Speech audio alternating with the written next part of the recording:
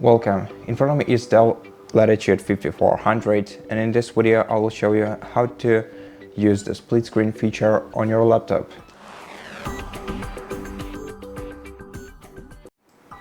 To enable the split screen feature on your device, you have to open at least two different windows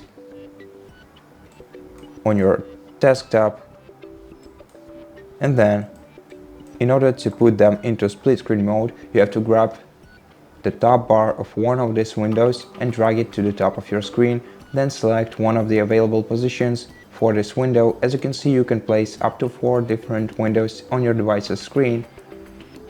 Once you select a position for your window, click on the other side of the window to put the other application to this side.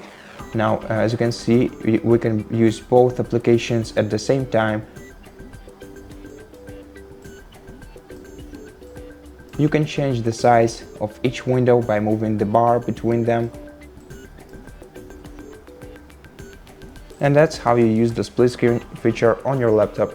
Thank you for watching this video. If you liked it, consider subscribing to our channel, leave us a like and a comment below, and I'll see you in the next one.